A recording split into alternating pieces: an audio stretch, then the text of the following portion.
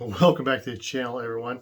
Well, in our last video, we discussed how to choose your first airbrush when just getting started in the airbrush hobby. Now, we're going to expand upon that video today by talking about how to choose the airbrush paint for your airbrush. And I'm going to talk about the two main types of paints that I use in my hobby and the ones I get the most questions about. And those paints are your airbrush ready paints, such as these Createx brand airbrush paints here, and well, your cheap craft paints that you can get at most big box stores. We are going to discuss the application of each types of these paints, how they work in the airbrush, what you need to know to get them to work in an airbrush, and we'll talk about who I think may want to steer towards which type of paint, especially if you're just starting out. First off, let's compare our airbrush ready paints to our craft paints. And they are very similar in the fact that they are both acrylic paints. That's just about it. Other than that, they are way different. Let's talk about our airbrush paints first. Now, these are formulated specifically for your airbrush. They are designed with specific properties for smooth flow and even application. You have a wide range of color in your airbrush paints, but you also do have a wide range of color in your craft paints. So I guess there's another similarity. Your airbrush paints are going to be more durable and more resistant to cracking and fading than your regular craft paints. Another great thing about your airbrush paints is that they are going to be much more pigmented than your plain old craft paints, which is going to give you a much brighter paint when you're laying down the paint on your project. With your airbrush paints, you are also going to have a much wider range of products, especially for the Createx brand. Like I said, this is a brand that I use, so this is a brand that I can speak about.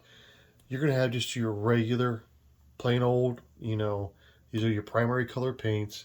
These are opaque, so they cover really, really well. And you can have some of my new favorites are these candy paints right here. As a matter of fact, these are not paints. These are actually pigments that you have to mix with something else, which would be something like this gloss here. You can mix this with the candies as a carrier. And of course, you can use this as a top coat to protect your final paint job. You also have a wide gamut of sealers or primers. This is just a regular white sealer here that I use. And this is a gray sealer that I use. Also, you'll have your reducer that is formulated specifically for the whole wide range of products for Createx. This 4011 reducer will work in anything Createx makes. That is a massive plus because when you are using a regular craft paint, you can definitely use something like this if you want. I wouldn't, just because this is kind of expensive and this is kind of cheap. One more thing I want to touch on too as we're discussing these paints. You'll hear sometimes, and I may have even said to myself, airbrush ready paint. That is kind of true and kind of not true. These paints, like I said, they are smooth, they are pigmented well, they are the grains in them, if you will, are run up super fine, so they flow so well in your airbrush. And yes, you could pour this paint directly from this bottle into an airbrush and use it, but there's a caveat to that. The only way that I could do that with this paint or any of their opaque paints is if I had, like, say, a 0.5 millimeter nozzle set up and I was airbrushing at 50 to maybe 70 psi. It would push that paint through just fine. But I don't airbrush like that, and most people do not airbrush like that. Most of us are using an airbrush similar to this. This is a Iwata Nita. This is a great entry-level airbrush. This is a 0.35 millimeter airbrush. Most of my airbrushes are anywhere from 0.3 to 0.4. I could never ever push this through this airbrush without having some serious air pressure behind it. And that would just make an absolutely horrible paint job if you're pushing a lot of air pressure behind it, because it's just going to hit your project and just go everywhere. Now, on the other hand, this airbrush here, I have a 0.5 millimeter nozzle and needle in it. So technically I could use it straight from the bottle through this airbrush. But again, at the higher pressure settings, it's going to make a mess when airbrushing what I paint and what I think most of you paint, or the type of painting most of you do that are watching these videos. And that is either, fine art painting or model painting. Most of us, like I said, we are doing something that's a little more fine, a little more controlled. We are either painting a really nice model or we are laying down some weathering on a model. You do not want to be running at 50 or 60 psi. You want to be running between 15 and maybe 25 psi to have a nice, even layer of paint come down with a lot of control and not a whole ton of overspray. So you could never run this paint through an airbrush like this at 20 or 15 or 18 psi. As a matter of fact, it will not run through this at 15 or 18 or 20 psi. I even have a 0.8 millimeter nozzle and needle tip set I could put in here, and it still will not push that out at that low of a pressure. So what does all of that mean? Well, that means even though this technically is an airbrush ready paint, and there are so many other brands of airbrush ready paints out there in the market, you're going to have to thin this paint to use it. And that's why it is so great to have a brand like Createx, to where you have one reducer that works across all of their different types of paints that they offer. And talking about thinning or reducing your paints, another plus for an airbrush specific paint is, it does not matter if I grab the blue opaque here, or if I have the red one, or if I have the orange one. And as you can see from the labels, some of these are older manufacturers than the other ones, but I know one thing, and that is the viscosity between these three colors is going to be exactly the same. So no matter what, if I figure out how to thin this blue one down, like say it's 5 drops of blue paint to 2 drops of thinner, guess what? It's 5 drops of red to 2 drops, 5 drops of orange to 2 drops. The simple fact that once I figure out my ratio from paint to thinner for one color, and I know it's going to work for all the colors, that is such a headache saver. Knowing that no matter what, I can run it through this airbrush using whatever mixture I figure out for the one. It's going to work on all of them. And guys, I'm going to tell you right now, that is the hardest thing to learn about airbrushing, in my opinion, is learning how to thin your paints properly to run them through your particular airbrush. Now here's where the big difference between using a craft paint and an airbrush paint come into play. As I had mentioned, once you learn how to thin this color paint for these opaque primary colors, that's the same formula for whatever color in this line. That does not hold true for your craft paints. I could have all the primary colors for this apple barrel paint here, and I promise you, the viscosity amongst those colors are going to be so different, it's going to drive you insane. As a matter of fact, I do use these on some of my projects. So the colors I use a lot, I have a cheat sheet to where once I figure out my formula for paint to thinner, I write it down because it changes so much between colors. That is the biggest pain in the behind, for me anyways, of using these craft paints. So when would I choose to use my airbrush paints, like these primary colors here or these candy colors here, over using a craft paint? Well, let me show you real quick. When I want a super fine paint job, this right here is a 1/64 scale Hot Wheel that I have painted with Createx paints, and I sealed it with this 4053 high gloss sealer. And granted, it's not the perfect paint job. I'm still practicing on something this small, but as you can see how nice and smooth this paint job came out. Even painted the wheels, the orange inside of there. Here's another example. This is a 1/64 scale plastic body slot car that I painted with, well, actually it was with this candy H2O right here. Now I do have some metal flake underneath that to get it to pop, but I painted that with this. Again, look at how nice and smooth this paint job is. Here is yet another example. This is my very first one I ever painted. This is a little 32 or 33 Ford from a Matchbox. Again, this is a candy paint from Createx. As you can see, it's such a beautiful, smooth, even paint job. And there's no sanding here. There was no, I mean, I did wax it, don't get me wrong, but there's no top coat sand or anything like that. It was a paint and a clear coat. And this is just how well these paints lay down. Now, on the other hand, when would I use a craft paint? So when I want to use a large project or paint a large project, that I don't need that super fine clean detail, I will go with my craft paint. And let me show you real quick here some things I've done with the craft paints. These are in scale coal cars, coal hoppers that I actually 3D printed, and I have painted with craft paints just like this.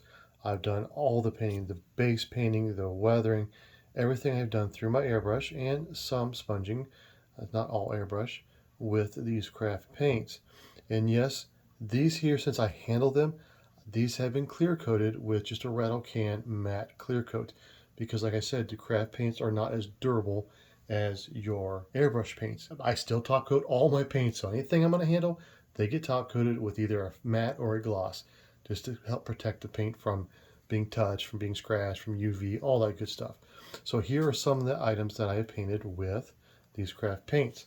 Let me show you some of the bigger items I have done with these craft paints. This is an N-scale coal tipple building. Again, this is a 3D printed model that I designed and created, and all of this has been airbrushed with craft paints. Now, the great thing about craft paints, as you can see hopefully here, is it gives you that natural, rustic, almost weathered look right out of the bottle when it dries. There has been no top coating on this building because I don't handle it that much. I don't need to protect it. And when I leave it without being cleared, even though like these here are cleared with a matte clear, these are still a little shiny, a little more shiny than I would like for a matte. But for this, if you just take a look at it, it just looks fantastic. Let's expand upon what I have painted. Get this out of the way real quick with my craft paints and my airbrush. And that would be this entire little town section right here that we're painting through right now. The roadbed, all these 3D printed buildings, as you can see the cool cars in the back. Everything here has a base coat done with an airbrush and craft paints. As you hopefully can see again, just how well using craft paints for this type of modeling or painting lends so well to that real rustic, natural, weathered look right out of the bottle.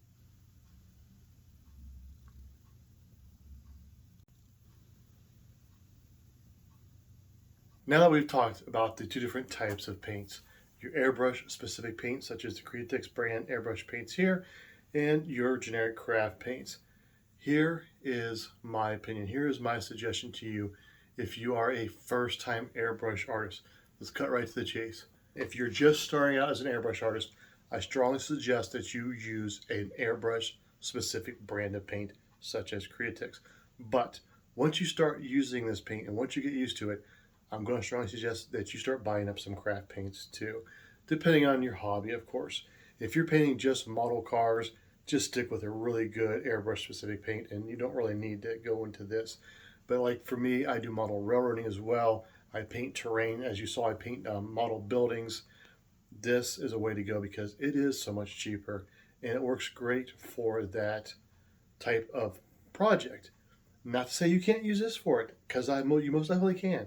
And it might work better as far as coming out of your airbrush, like I said. But it's going to cost you a lot more money when you need to put down a lot of paint. So get used to using this as well once you master your regular airbrush paint. You don't have to use Createx, and I'm not affiliated with Createx in any way. This just happens to be the paint that I started using many years ago. It's a paint that I like. A nice thing about Createx as well is they have a great website that has areas where you can print out documents that talks about their specific line of paints, and it tells you the mixing ratios for paint to thinner and for paint and your carrier agents like your gloss clear coats and your inner coat clears. Gives you all that broken down in a format that you can print out and keep next to you when you're learning how to airbrush. Another great thing about Createx is they have a massive YouTube presence to where they also go on there and they show you how to mix these paints for an airbrush and for a regular spray gun. They break all that down in a visual format for you to see. So that's why, again, I suggest using Createx brand. Price. Yes, these are definitely more expensive than craft paints. And that's going to hold true for any airbrush specific paints. I do believe for a primary 2-ounce bottle of a Createx brand paint like this, you're going to be paying right around probably $6 as opposed to maybe $1.50 or a little bit under for a 2 ounce brand of craft paints. But it's going to save you headaches in the long run, and it's going to give you that edge of learning how to airbrush just that much faster because, again, you're not fighting with a paint that's not designed for an airbrush. Let's talk about pricing again real quick. The Createx primary colors, your opaque colors, they're right around, like I said, $6 for a 2 ounce bottle. Granted, your candies are going to be more expensive. Your metallics are going to be more expensive than that. It's going to hold true for your craft paints too. If you start getting into metallics, they don't offer candies, number one. But if you start getting into metallics, stuff like that, they're going to be more expensive. Oh, and as a caveat to that, or a side note, I should say, you're not going to ever run a metallic paint from a craft paint through an airbrush. Those particles are just way too big to run through any normal airbrush nozzle. But these metallics for an airbrush specific paint, they will work. Even in a 0.35 and a 0.3, because I use them all the time in my 0.35 Iwatas. With that being said about the pricing, I know it's a little expensive for a 2 ounce bottle of paint, but think about this. They have other paints out there that are geared towards modelers, and they're itty bitty, maybe half an ounce paint. I'm not going to say any brand names. I know you know I'm talking about. The guy's a great artist in his own right, and they're usually, I think, $4 or $5 for a little itty bitty, like half an ounce or 3/4 of an ounce bottle of paint, maybe even an ounce bottle of paint. So when you think about it that way, this is a really good deal. And you know, I've had some of these paints, don't tell Createx, for years, and I still use them to this day. They still work just fine. So it's not a bad value, especially when you're not going to have the headaches of trying to use this type of paint. Okay, now with all of that being said, now before we leave, one other thing to mention too. A nice thing about buying the craft paints is you can get these anywhere. I mean, the dollar store, Walmart's, some grocery stores carry these. These, not so readily available. A lot of higher end hobby stores like Hobby Lobby carries a small assortment of these paints, but most of the time you're going to have to order these paints offline, like places like Amazon. As a matter of fact, I will put links in the description below to these paints specifically. I'm not going to bother with these ones because you can get these ones anywhere. But I'll put some links below to these paints and the thinners that I use so you can get started real quick if you want to. But again, these are a great way to get started in airbrushing. It's going to take the hassle out of learning how to run your airbrush much easier, and you can get you airbrushing much faster. With all that being said, folks, I hope this video helped you in deciding which airbrush paint to choose, or which paint to choose for your airbrush, I should say. And I want to thank you for spending your time with me. As always, God bless and take care, everyone.